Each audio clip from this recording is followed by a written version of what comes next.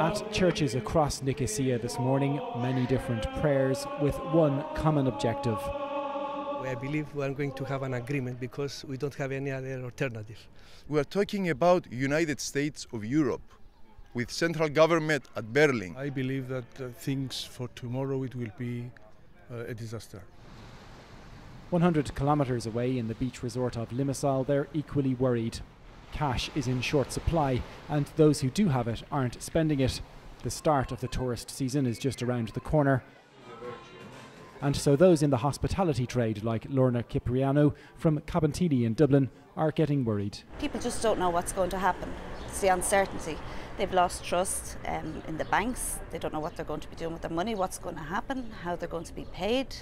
People trying to carry cash around all the time. But aside from a couple of dozen Irish, Limassol is also home to thousands of Russians, many of whom are extremely wealthy. And the concern here is that regardless of what happens over the next couple of days, many will leave what's known locally as Limassolgrad and take their cash with them. Everything's made to be broken.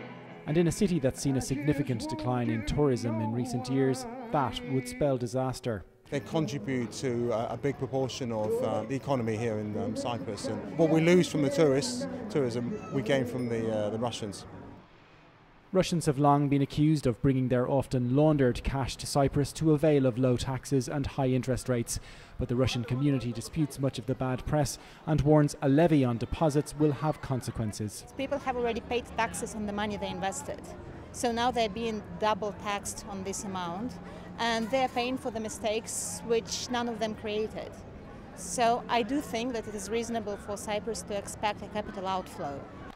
These marathon talks may be reaching the finishing line, but the question is, has Cyprus been pushed too hard?